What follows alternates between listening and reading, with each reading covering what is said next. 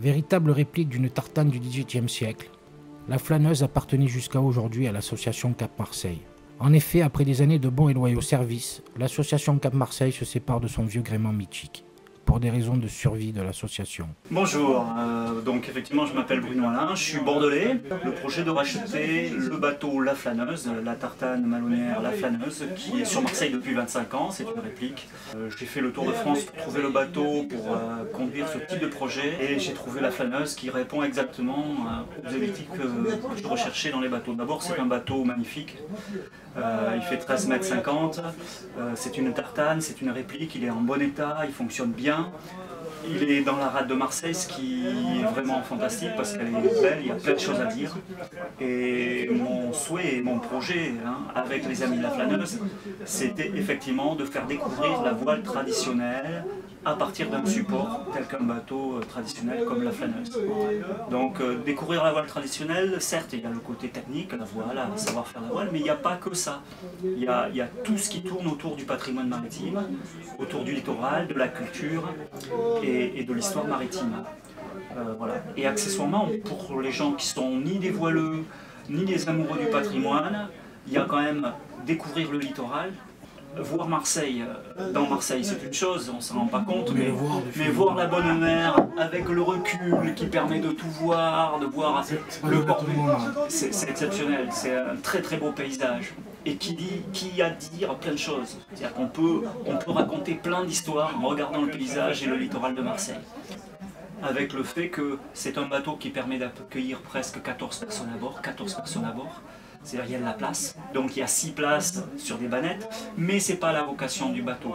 Les bannettes elles ne servent que quand on se déplace sur des événements comme en allant à Escalacette par exemple. On fait pas de croisière sur un bateau comme ça, c'est trop rustique, ça ne présente pas beaucoup d'intérêt selon moi. Et puis franchement, l'intérêt c'est d'être au bord de la côte, de voir des choses. Être en pleine mer, ça n'intéresse que les voileux purs et durs.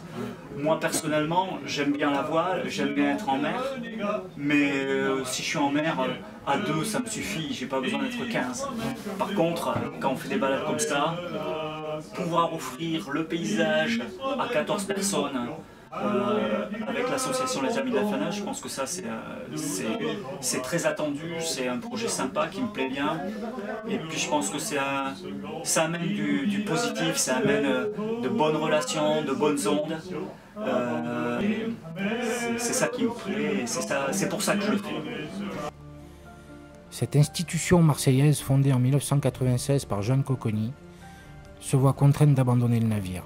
Cap Marseille est une association à but non lucratif et a été pendant plus de 15 ans un élément essentiel de l'insertion socio-professionnelle marseillaise.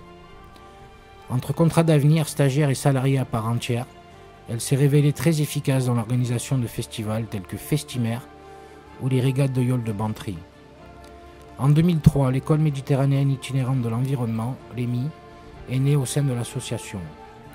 Son but est de développer, en plus de l'école traditionnelle de voile, une école d'éducation à l'environnement ouverte à tous, afin de sensibiliser tout type de public à la richesse de notre patrimoine et mettre en place différentes actions concernant sa protection.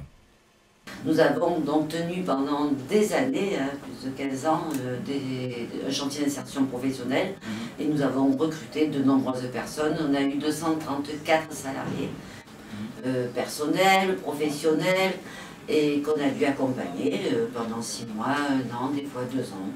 Les projets à court terme, c'est simple, c'est de continuer à développer des projets associatifs.